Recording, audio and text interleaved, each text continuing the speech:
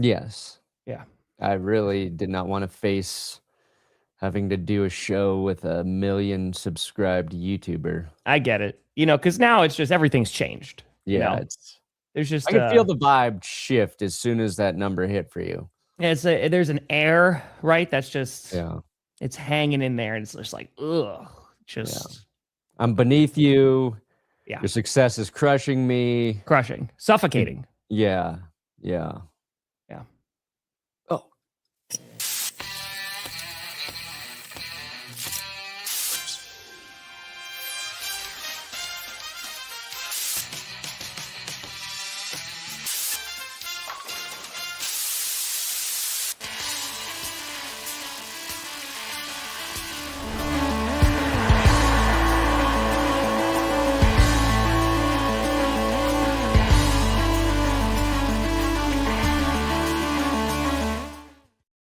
Oh, baby.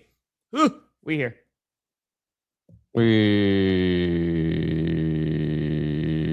steer you in the right direction. Welcome to another edition of the Grossi Perna Show. I'm Tom Grossi. That's Bren Perna, and this is G.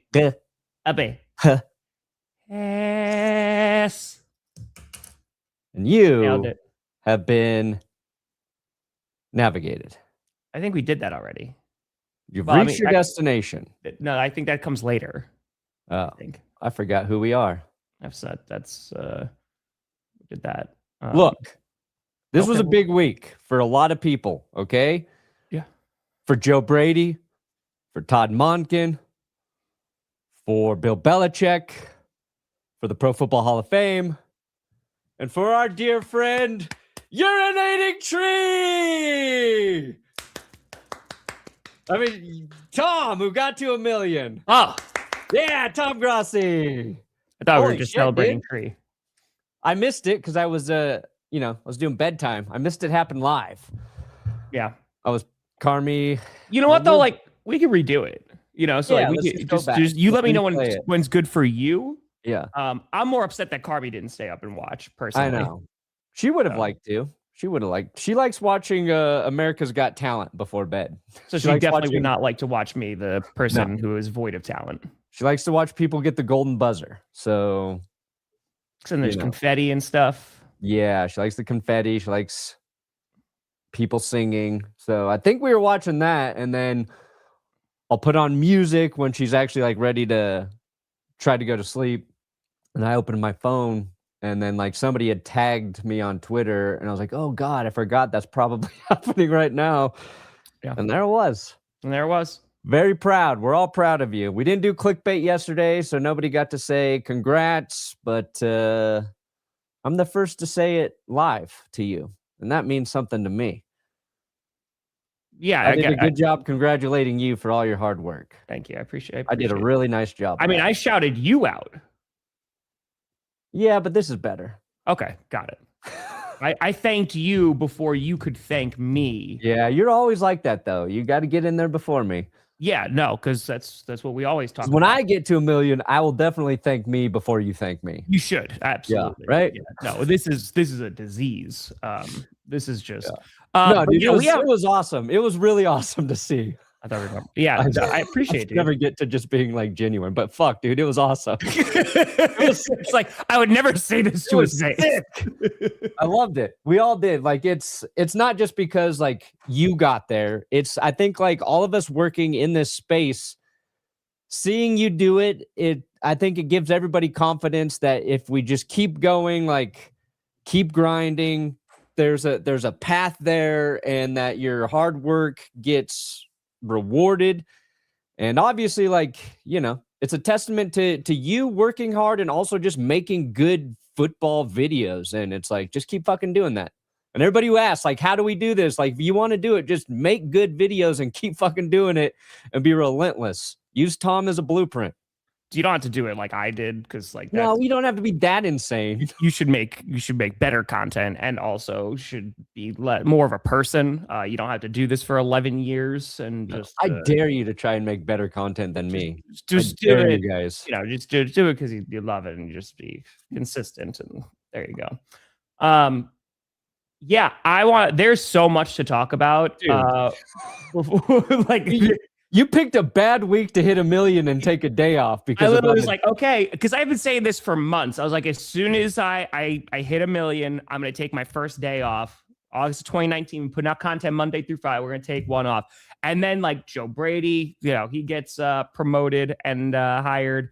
And then like just this wave. And I saw you put out a bunch of videos. I want to talk about the Cleveland Browns and that whole coaching saga. We have the whole Bill Belichick Hall of Fame snubbing, which I think I want to start there. Shadur Sanders is in the Pro Bowl. So that's it's good for the sport. Todd Monken got a Pro Bowl QB ready to go. That's it. I mean, listen, that's what I said for the Falcons. If you have Kevin Stefanski, who is willing to leave a Pro Bowl quarterback behind to go and coach the Falcons, you got to be in good hands there. So, dude, just think of that like headline. Coach of the Year leaves Pro Bowl quarterback for Atlanta Falcons who can't get into the playoffs. Okay, let's talk about a couple of things. I want to see if I can do this lead in here. The Shadur Sanders thing to the Pro Bowl, I'm going to just be very honest. I don't care. Like in terms of just like, because there are people who absolutely despise Shadur Sanders. There's people that absolutely love Shadur Sanders. I'm like, okay, he's a football quarterback. I want to see more of him if he's going to be a good quarterback. That's the amount that I care about Shadur Sanders. Yeah. He got into the Pro Bowl, right? And everyone was like, this is the biggest joke ever because his stats were not very good. He only started so many games. And on top of that, there were other quarterbacks that you could look at that have like a positive touchdown to interception ratio and be like, this guy should have been in. But the reason I don't care about it is because the Pro Bowl has been bastardized. It's been bad for a long time, especially, and I say this out of love of my heart, like they opened up of like, oh man, if you retweet a certain amount of times, like that's going to give votes to these players and stuff like. So in terms of like their actual football playing ability, the all pro team, like that's usually been the standard of like, okay, because that's your peers and all that great stuff. Right. So the Pro Bowl thing doesn't bother me. The Hall of Fame thing. And this is so I'm not going to be going to bat for Bill Belichick, but man, like maybe you and I have a different opinion on this. I truly don't understand if Bill Belichick is not a first ballot Hall of Famer, then who is? Like what Shedeur Sanders. Shedeur Sanders. Yeah. First ballot Hall of Famer. It'll be Sean Payton when he eventually leaves. But yeah, like I don't. No, you can't. There's no argument. What are we doing? Nobody's a first ballot Hall of Famer. And honestly, maybe that's the way it should be. All these coaches and incredible players, they fucking suck when you really think about it. State of the modern internet and sports culture, they all suck. Yeah. We all hate them. We love them, and then we hate them, and then they slightly underperform, and they're terrible. That's how it is. Shedeur going to the pro, that's just like, a bunch of people say no, and it eventually gets there. Yeah. Trevor Siemian was a Pro Bowler, and he even turned that down back in the day because I think he was getting shoulder surgery. Or was it Mitch Trubisky? Yeah. So that one was MVP, but yeah, that's just funny. Yeah. The Belichick thing we'll get into. We should mention real quick that we're both doing fundraisers today. So any of the donations are going to the charities that you see linked to the channel. What charity are you doing, Tom? People Serving People. It's the largest homeless shelter in downtown Minneapolis. We raised money for them about a month ago. Cool. They do great work. They've been around for a long, long time. Got 100% rater on Charity Navigator. What do you got, Perna? I'm doing it for Solving Kids Cancer again. I'm a monogamous charity supporter. So that is what's happening there today. So anybody donating, that's where it's going to. Check it out. Tom's idea, of course. I would never think about giving my Friday super chats away, but I will continue to follow Tom's lead. And then I was scrambling. I was like, oh God, what charity should I do? And then I was like, don't overthink it. Just don't overthink it. Do the one you know. Do the one you know. So, Bloosh, this is like, that's what's cited, right? So, in case you are out of the loop here, and I know we're a couple of days late on this, so it's basically like this happened a week ago. But Bill Belichick, right, is not in the Hall of Fame. This doesn't mean he can't get into the Hall of Fame or anything like that. Yeah, he'll get in next year. Yeah, he's definitely going to get in next year now. But the thought process is like, okay, I mean, this man has won more than one handful of Super Bowls, right? If I'm not mistaken, right, it was been to 8, whatever the hell, or 1 8 because he was with the organization. Yeah, he was a defensive coordinator. Yeah, so and I get it, right? Bill Belichick is a controversial figure in the NFL and in the sports world, right? Because, and this is what Bluch is talking about, the Spygate and all, and I get it 100%, and not even looking past any of that. But at the same time, the man has won like nearly 10 Super Bowls or been on the staff for 10 Super Bowls, 8. So I just don't understand how this could be a thing. And it became such a controversy this week that now the Pro Football Hall of Fame had to put out a statement and was like, well, those people voting, maybe not all of them are going to be voting, next time around. Yeah. So a couple odd things happened within that whole process. And we did do a video about it. Shout out to Will for really just taking the reins and grinding through a script for me to edit yesterday. But so I've had a chance to think about this and dig through some of it. The Spygate thing it's funny. It's funny to try and use that.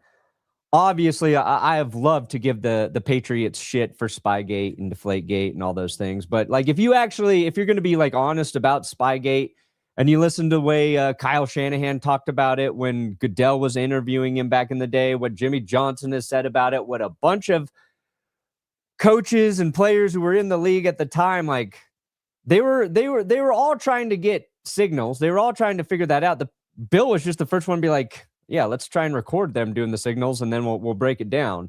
And even at the time, it wasn't like a clearly written thing like that. You necessarily couldn't do that. Bending the rules, sure. Were they punished for it? Yes.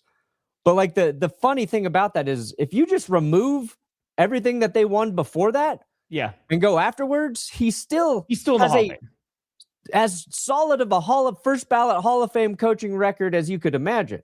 Yep. Now, if you really wanted to use something against him, you should be like, what happened to the Patriots after Brady left? If you wanted to use something about coaching, be like, he didn't do shit once Tom left that organization. Well, 1 solid year with Mac Jones, kind of. That's what people should be using against him. So there's the Spygate thing did rub a few of the voters the wrong way. But then there were some voters who voted, they were deciding basically between Robert Kraft or Bill Belichick. They were using one of the votes for Kraft or Belichick because Kraft and Belichick were both up against each other, which is bizarre. And then the Kansas City writer who votes for it voted for the senior players, one of which who played for the Chiefs at some point. I forget. Because in his eyes, those guys have much less of a chance to get in, or they're in their last year of eligibility. So he wanted to use their votes for them. So he didn't even vote, I think, for Bill or Robert Kraft. And real quick, because what you're touching on, after this came out, everyone was like, who voted for who? They were going down the list. Yeah, it's the Belichick 11s become the thing. People were also discovering live, who actually votes for these things. And the Pro Football Hall of Fame, I'm going to put that to the side for a hot second. But this was very similar because Aaron Rodgers, years ago, love him or hate him, was talking about, I'm not going to be MVP again, right? Because of the people who are voting. And then that became a whole thing. Then he wound up winning MVP again after that because there was I'm just not going to vote for him. So then basically what happened after Bill Belichick didn't get in, you found out who was actually voting for the Pro Football Hall of Fame, and that got scrutinized. And then there's people lying about who they voted for and saying oh, well, I did vote for him, or I couldn't remember who I voted for. Yeah. So continue. Just wanted additional context. I 100% would have been Bill Polian going, you know what? I actually don't remember. Yeah, I don't recall. I mean, there's a lot of stuff I really don't remember, but that would have been my angle too. Be I wrote down a bunch of names and I erased a few of them, and I can't remember if it was Bill or Bob or My name's Bill. I might have just been writing my name at the top, and then it was like, that's confusing. But yeah, it's bizarre. And I get why everybody's pissed off about it, because I think anybody who actually appreciates the game of football understands how good Bill Belichick was as a head coach, what he's meant to the game of football. And that's like an argument, not an argument, but a reason people put for putting a player in the Hall of Fame. It's this framework of, can you tell the story of the NFL without this guy? And you cannot without Bill Belichick. You can't. And I think like the easiest fix here is senior players just need to be in their own category, and then coaches and owners and executives, that's a separate one. And I don't think it needs to be, your votes needed to be divided between those two. It should just be, you either vote for the coach to be the first ballot Hall of Famer or you don't, and make it that simple. But it's funny to me because Bill's going to get in. This is like, absolutely. This is just a thing that only the people who are truly passionate about football care about, and the people who played the game. Because 80% of the people out there aren't going to give a fuck if Bill Belichick is, quote, a first ballot Hall of Famer for the rest of his life, right? He will be in the Hall of Fame. This is not going to prevent him from getting in. He will be in there. It is a label. It's a label that is reflective of what he did, and it was wrongfully taken away from him. Sure. But I also noted that as one of the most petty coaches we've ever watched play the game, having one of the most petty moves we've ever seen in the Hall of Fame happen to him, to me, kind of feels fitting. Like, I really don't care. It fits in the Bill Belichick story. Yeah. Right. I'm like, okay. People were saying that too, Billy. They're like, oh, I guess Tom Brady's not a first ballot Hall of Famer, right? Like, yeah. He once told Tim Tebow to not do a commercial that would have paid him $1 million and then cut his ass. Yeah, Tim, do not do that commercial. You're trying to make this team. Sorry, you didn't make the team. Yeah. I just robbed you of $1 million, fucko. Yeah. So, no, and you're 100% correct. You know, and they'll label it something different next year. They'll be like, he's the first, second ballot Hall of Famer. Like he's the honorary Bill. They'll do something, because it felt like there has been a massive backtrack, because when do we hear about the Pro Football Hall of Fame, right? The Hall of Fame game, and then right before, like, oh, here are the people who are going to get into the Hall of Fame. It's basically 2 times a year, right? It's like, oh yeah.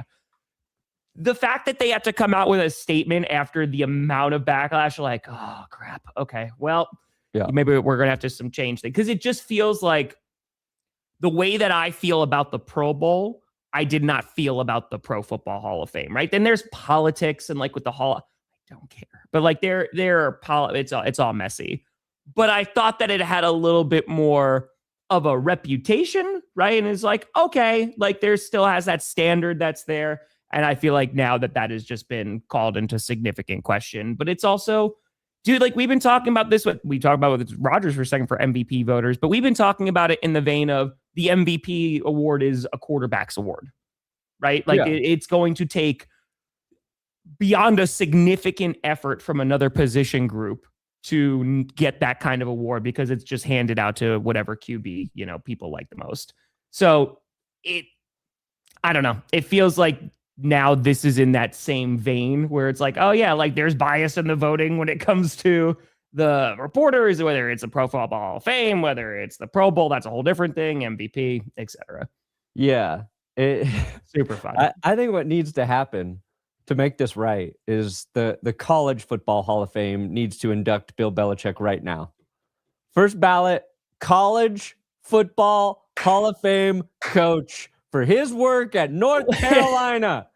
What's his college record right now? He's the first college head coach to manage a football team and a relationship with the 24-year-old. Hey, which they may be on. I saw one tweet said they're breaking up or they broke up. I don't know if it's a reliable source, but I did see that. But I'm putting it out there. I'm not going to check if it's reliable either. For the first time in my life, Bill Belichick relationship. I will Google that. Let's see. That's 9 months ago. Okay. I don't see any Okay, Yahoo. No, there's been none. So it doesn't look like that. Yahoo Sports says no. So that they're still together. Yeah.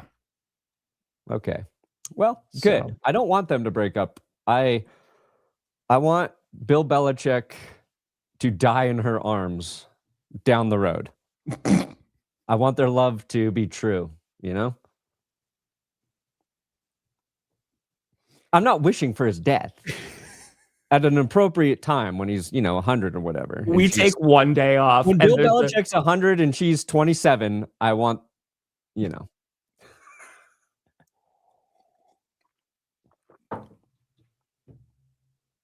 I didn't keep him out of the Hall of Fame. Just I didn't do anything. All right. So, in terms of Belichick, I think we're past that now. I think that was a good stopping point. Must be something you said. Can we talk about what you were when you were on the phone with me during the Millie stream, and you're like, "Want to talk about Joe Brady?" And I was like, yeah. And then you're like, I don't know how I feel about that. Yeah, I was just kidding. Let's talk about Joe Brady, because I think you did a video on this too, if I'm not mistaken. Well, we did a Bills video, but that was before Brady actually got hired. So got it. Yeah, so Joe Brady, it was announced a few days ago. This is back on Tuesday, if I'm not mistaken, right? That he is now going to be the head coach of the Buffalo Bills. And I feel like there was a pretty significant response from the Bills fan base that was very whelmed by this hiring, because it felt like, oh, well, this is we've criticized the play calling at times, and then to hire from within to try and do something different, but you're retaining the guy who's been a part of doing the same thing for a minute. It just felt like there were some contradicting thoughts there. Yeah, I think I have two thoughts on it. I think the Bills' offense is not a problem. So, and it got better when Joe Brady took over for Ken Dorsey, right? Like, sure. Dorsey was like the problem a few years ago. Yeah, every time your offense isn't scoring, say, 35 points in a game, you're going to complain about some shit. It seems like everyone's complaint too about NFL offenses is an overuse of bubble screens and wide receiver screens. Like, yep. Packers fans hate it, Broncos fans hate it, and what I've learned is Bills fans hate it. Receiving room, possibly an issue. Yeah, I think. No, I'd say that's an issue. I'd say more dynamic receiving threats. Sure, you can argue for that for the Bills. It's an issue, yeah. But in terms of continuity for the offense, I think it's fine. I think Josh Allen likes Joe Brady. He was part of that process, so I'm sure he signed off on it. When you lose a guy like McDermott, some sort of stability there and familiarity might be all right. We don't know who Joe Brady's going to be as a head coach. So that's like the glass is half full sort of take on it. I don't think it's the worst hire. But I think when you move on from a guy like Sean McDermott, you set this expectation that you are going to try and go in a new direction with your football team to get over the hump.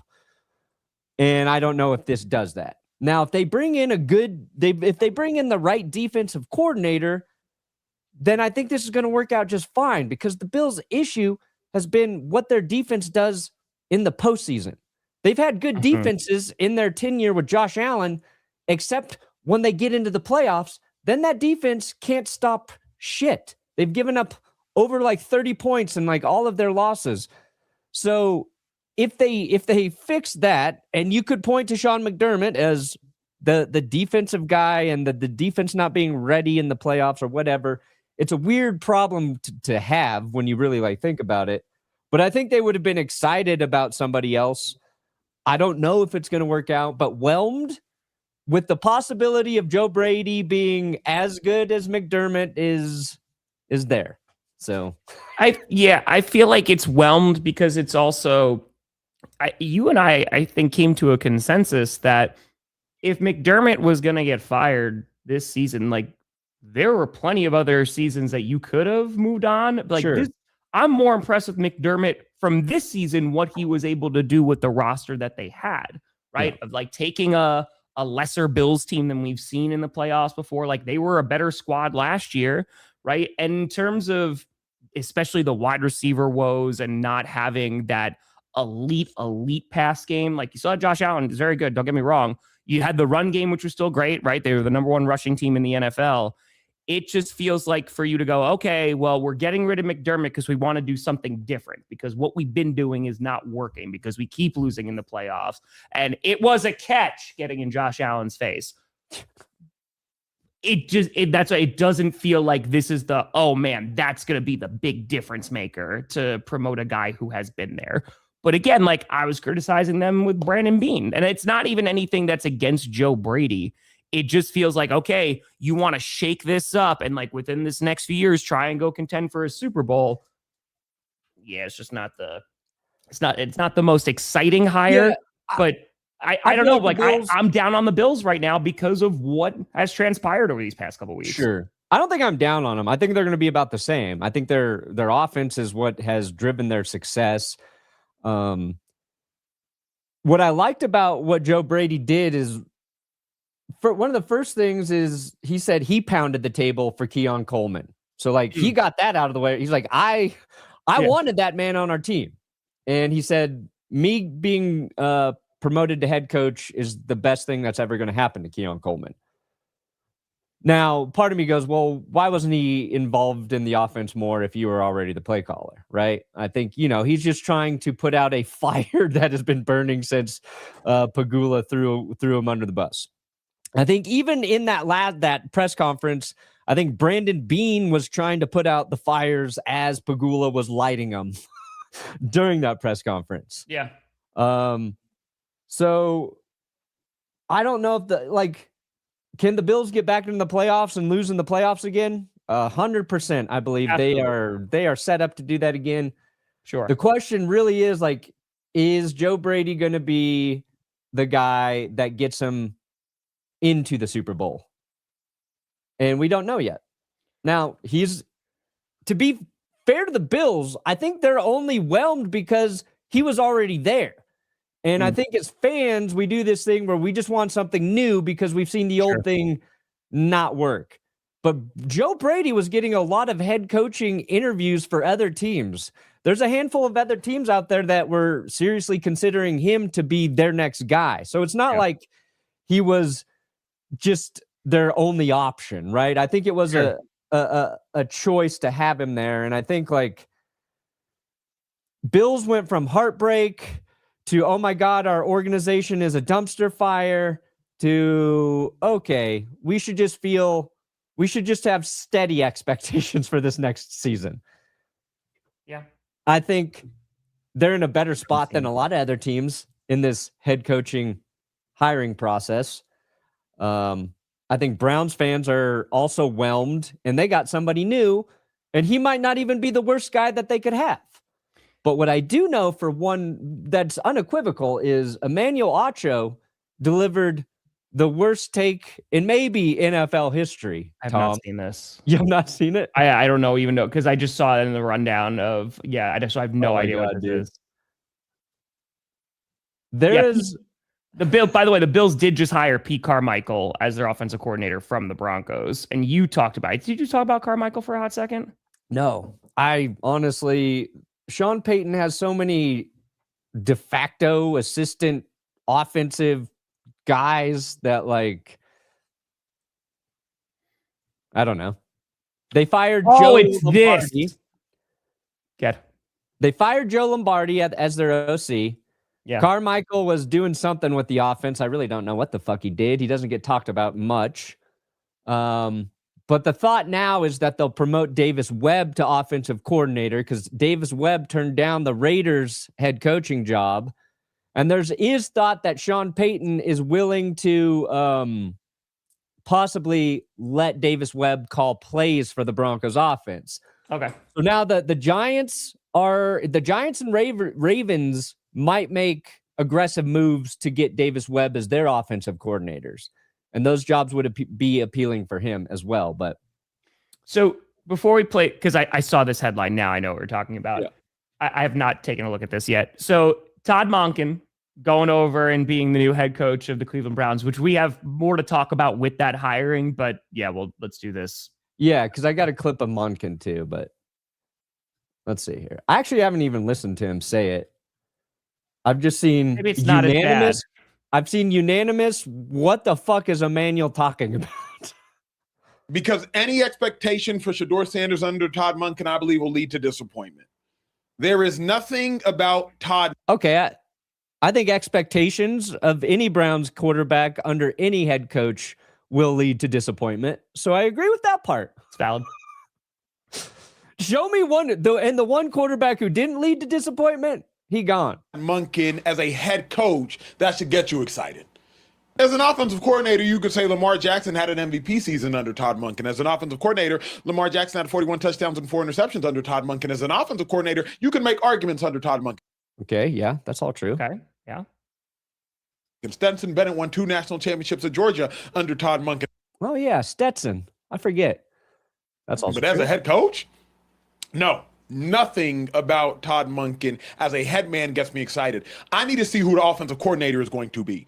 All of that so far, fine. I could agree with any of that. That's what I need to see. But what I don't yet see, T, is like, how is Todd Monken going to command that locker room, command that group of men? And also, if I'm Shedeur or anybody in that locker room, why am I listening to Todd Monken? What if you won on an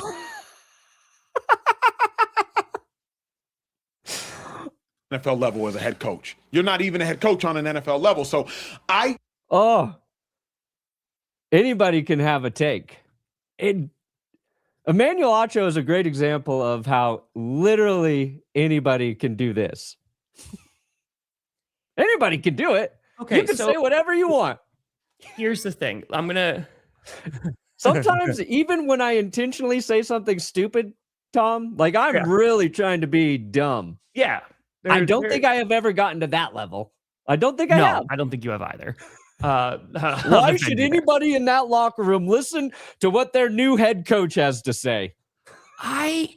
Okay. Is that, I don't know what that platform is. Like, is it Speakeasy? I don't know. Is that a new show? That's his YouTube channel and his brand now.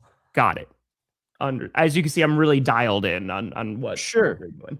I've watched the show. It's. Oh, yeah. Congrats to them. Okay. So, oh boy.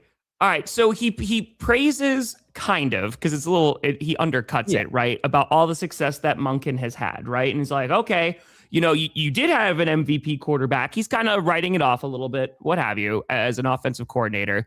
And again, I think that you can be skeptical because just like any coordinator that's hired into a head coaching job, you don't know about the job that they're going to do, right? So that's valid. You don't.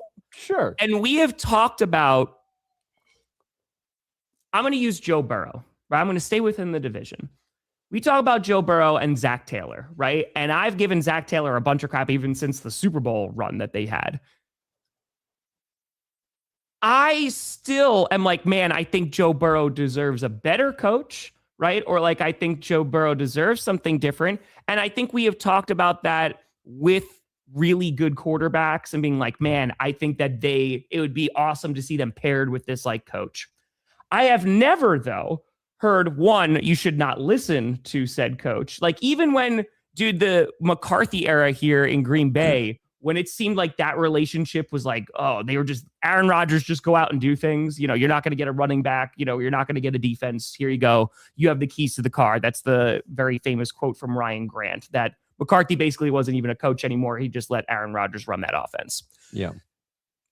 But to also do it for Shadur Sanders, a young player who's barely played in the league, there's already so much being talked about him. There's already opinions that are formed. Yeah. And I know he's a Pro Bowl quarterback now, but man, like what reality are we basing that take in to go, that second year player who didn't even have an elite year shouldn't listen to an incoming head coach. An offensive guy too, by the way. Yeah, I don't know. I don't know where it's so Is that disingenuous. Deion Sanders like talking through him and being like, here's a talking point that I'm going to pay? Because like that's the only rationale of like, are we just hyping up Shedeur Sanders? Don't listen. What are we doing? No, it's disingenuous to Todd Monken. I think like Todd's had enough success as an offensive play caller where you go, you know what? I don't know if this is the right fit in terms of a head coach to keep the Browns, or to pull them out of the depths of the sinking ship that they're on. Absolutely. But I think if you're wanting to look at what the upside is, it's that I think Todd Monken has the right personality to coach up Shedeur Sanders. I'm not even saying Shedeur is going to work as an NFL quarterback. No idea. But I think based on what he's done, who he's done it with, that you go, you know what? That's a fresh start for Shedeur. Sure. Dylan Gabriel as well, who I think he was very underwhelming, but maybe one of those guys can be better because of Todd Monken being there. And then I also think having the audacity to tell somebody, and I'm not saying Shadur is going to listen to him, but to tell these young players to not to not listen to every former player is this is the worst advice I've ever heard. Ignore this and move on with your days. And here's the thing, Brandon, we know plenty of people in this space, right, that just say anything, right? Because it's just, all right, this is going to get clicks. And it did, right? 11 million people watched that clip. 1,000 people liked it. 11 million people at least saw it. And, and I liked it just so it was in my timeline so I could show it. And I just unliked it to make sure I didn't give credit to it. I just don't. My hope is that it's just said to get clicks. Yeah, I don't think it is. That's the best case scenario because it's. I think he was just talking and he didn't think through what he was actually saying. It's just dumb. I relate to that, but I don't know because here's the thing. So this is not the only controversy going on with the Cleveland Browns, even with the coach, right? Because Todd Monken winds up getting hired. You did a whole video about this one, yeah? Yeah. We were a lot of it is about how they leaned in. This is an organization who leans into their data and analytics to make a lot of decisions. So it was about that. And then it feels like Jimmy Haslam has everybody do that, and then he kind of just does whatever the fuck he wants anyway. So probably made everything we said kind of irrelevant when you got an unpredictable owner. But sure, Todd wants to be there. And I don't think very many people actually did. So I think that is a positive thing. I think that's and that was the story. All these coaches kept pulling out from that job because it's not appealing. And they didn't want to take on that responsibility. Plus, there's this narrative that the Browns were pushing for Jim Schwartz to be kept on as defensive coordinator with these candidates. Yes. Jim Schwartz, I think, was under the impression he had a very good chance to be the head coach. Correct. And he actually wasn't willing to stay on as defensive coordinator. But for whatever reason, they believed he would stay on as defensive coordinator if they hired Todd. And they were completely wrong about that. And so now the guy that the defense really liked playing for, you had a guy that the defense rallied around is gone. And you got Myles Garrett posting shit like, what the fuck are we doing? It was like I forget what fucking meme he used, but you alienate half of your team by doing that. I'm not saying Todd can't win their trust and earn their respect. But they did all these things in their hiring process that seemed to work against them. But I feel good about it today because this happened. What's going in at? Oh, yeah. Hey, hello, man.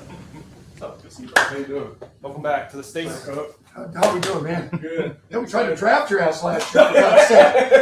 It's all worked out. Yeah. You remember that, right? Yeah, that's what I was about to tell you. Someday we'll get a chance to talk about that. Yeah. Yeah. Awesome. Well, sit down. Hey, I like Todd Monken. He is very likable. Will he be a good head coach for Cleveland? Chances know. are no, because I'm not sure there's anybody who can do that at this moment in time. They had a 2-time head coach of the year. Didn't work out. But like that's his first interaction with Shedeur. I like it.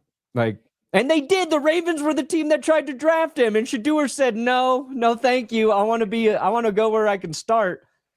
Well, maybe.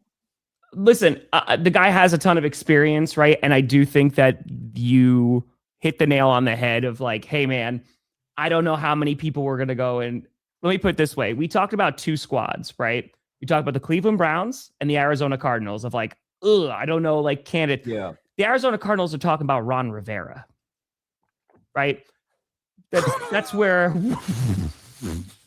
it's a choice. I like Ron. It's a choice. And with Cleveland, the Jim Schwartz thing, because it is after the offensive coordinator for the Jaguars, Udinski, dropped out, right? So he pulled out. He's going to stay with Jacksonville because he's getting a whole bunch of money. And the thought was Schwartz was like, okay, well, after this last guy pulled out, I'm going to be the head coach now, right? I'm going to be favored to do so. So when he didn't get that head coaching job, which we could talk about, is that the Cleveland Browns' fault? Is that Jim Schwartz's fault? I don't know, because I don't think we're ever going to know that information about what was communicated between one another. But now it just feels like, okay, you get in a Todd Monken who you feel like, okay, yeah, maybe, we don't know. And it's with an org that they got issues.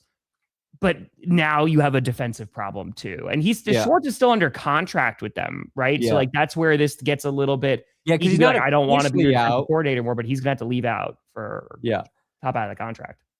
I think like that whole situation shows you what the actual problem is with the Cleveland Browns.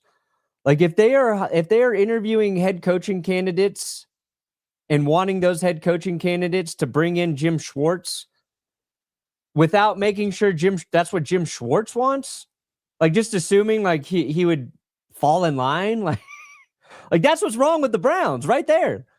That type of bad communication, poor communication, misunderstanding of your stat. Like, I don't know how you do all that and make that mistake. And I think there's going to be a team out there who needs a defensive coordinator who's going to get a good one in Jim Schwartz. Sure. Yeah. Also, the Browns have talent on defense. That's part of it as well. Correct. They have holes on their roster on the offensive side. Obviously, quarterback's a big one, but they are one of the worst teams last year with one of the best defenses. Yeah. Yeah, their defense at times, but it was good. And Myles Garrett, opposite of the Jets, who we thought the defense would be respectable again, and it was terrible. So yeah. We have a few coordinator hires, right? So Pete Carmichael, we were just talking about from the Broncos, he goes to the Bills as their offensive coordinator. Sean Mannion, who is the guy who stepped up when Tom Clements retired for the Packers. He's going in as the Eagles offensive coordinator. And I do think that this is a good signing for the Philadelphia Eagles, by the way, because they've been talking about Mannion potentially being a head coaching candidate down the road. So, I mean, and I think what they've been able to do with like Love and stuff like that, I think that this is a good hire because that was a weird one, right? Like McDaniel obviously goes to LA to be their offensive coordinator. The Lions, they hired Drew from the Cardinals after he got fired. And then the Eagles offensive coordinating job stayed open a bit and people were like, okay, this is a little bit of a weird one here. But yeah, no, I think Mannion's going to be a good guy over in Philadelphia. I think he'll do a solid job. Yeah, they need that. They're a team that just took such a big step back on offense that hopefully that solves, Philly's issues. And if it does, that puts Mannion on a fast track to a head coaching job. One thing we haven't talked about is I think the job that Kellen Moore did for the Eagles in 2024, an incredible job with that offense. But all these there's the other fallout of 10 coaching vacancies out there there's so much turnaround in the with the coordinators, right? I can't keep up, dude. It's gonna be a month before I even have a actual base of knowledge of who the hell is coaching where. Yeah, no, 100%. I mean, so that was the other one, Durante Jones. So he just got hired as the DC for the Commanders. So That's the guy. He was the D-backs coach for the Minnesota Vikings. So like working with Flores and stuff, you'll see how he does there. The Commanders need to get better on defense. So I'm hoping that this is a good shift for them. But they couldn't get Flores because Flores obviously staying with the Vikings. But okay, let's go in the Flores tree and see what we got. Yeah. So you have the Cardinals who still need a head coach, and the Raiders. And the Raiders, it just feels like they're waiting for the Super Bowl to end, and this feels like it's Clint Kubiak's job with the Raiders. So it feels like the Raiders, even though they don't have a head coach yet, feels like they have a plan. Yes. The Cardinals, I don't know. I mean, do they go and grab somebody like Clint Kubiak is still there, right? Like, that's I think they can talk to him this week. Yeah, but I think he's going to go to the Raiders over the Cardinals. Yeah. Like if the Cardinals think they have a chance over him, I think they are mistaken. Yeah, because I think the Raiders one is just, okay, you get the number 1 overall pick. You potentially go and get the quarterback that you want. There's no way the Cardinals are waiting to hire the Patriots offensive coordinator, right? Yeah. Josh McDaniels is not getting another head coaching look, is he, Tom? I mean, because maybe a guy like we've talked about Mike LaFleur. I know now he's out of the playoffs, the OC for the Rams. He could potentially, I don't know, man. But yeah, I saw that Ron Rivera one and I was like, oh. But dude, like we talked about this of like the candidates that they're going to be able to attract. Like the situation in Arizona is not good. You have Kyler Murray, you got to figure out what you're going to do with him. And that is also a whole bunch of dead money, right? If you wind up just either cutting him or whatever. And I don't know what team is going to take that contract. So it's going to be tough to trade him. Yeah. So yeah, I don't know who they're going to get. It's not ideal. I thought it was going to be like an inexperienced guy who was a coordinator. All right, here you go. But I don't know, man. Maybe they go and they get Riverboat Ron. I don't know. That would... Oh man, that would be the most underwhelming hire of the decade. That'd be tough, man. That would be tough. Yeah, who's going to take the Cardinals job? I don't know. I mean, again, I think it's just a coordinator who has not been a head coach before. I think that's the best case scenario. It's just like, hey, because if it was Vance Joseph, I feel like that job's already offered to him. Sure, because he was kind of the leading candidate, at least from like some of the stuff coming out of Denver. Is like. There's he was there. There's familiarity. He interviewed there. But if he's not hired by now, I feel maybe it's his by default. Maybe he's just like, you guys got nobody else. So not only will I be your head coach, but you're going to have to pay me so much money to go down there. Well, what's going to be really interesting is so the Packers obviously hiring Jonathan Gannon. If Gannon does a nice job with that Packers defense, like he's going to get another head coaching gig, like relatively quickly, like within the next like 2 to 5 years, and 5, I think is way too many. Yeah. But yeah, like I think it's also when you have the Ravens owner saying like, we were going to look at guys who potentially had a losing record as a coach. I think it's going to be like one of those guys, like, someone who's just going to go and grind their teeth out in Arizona and just try to make the best out of that situation. But you look at the ownership, you look at the lack of clarity when it comes to the quarterback position. There's some tough stuff going on in Arizona right now. So yeah, I don't know who they're going to attract for that. Yeah, they're down bad. They are down bad. So we'll see, man. We'll see. That's because maybe they're just going to be interviewing. I don't know. Yeah, because I don't think Kubiak wouldn't take that job. No, there's no way in hell he's leaving division rival to Arizona. Yeah, when you can go to Vegas and you're able to draft the quarterback that you want, that's as an offensive guy, that's where you're going. Yeah, that's where unless if and I doubt he's had any time to actually study him. So this is just pontification. But if Kubiak takes Arizona, that means he doesn't believe in Fernando Mendoza. Boom. Somebody's going to say it, Tom. Somebody's going to say it. There's the take. There it is. Put that in Emmanuel Acho's mouth right now.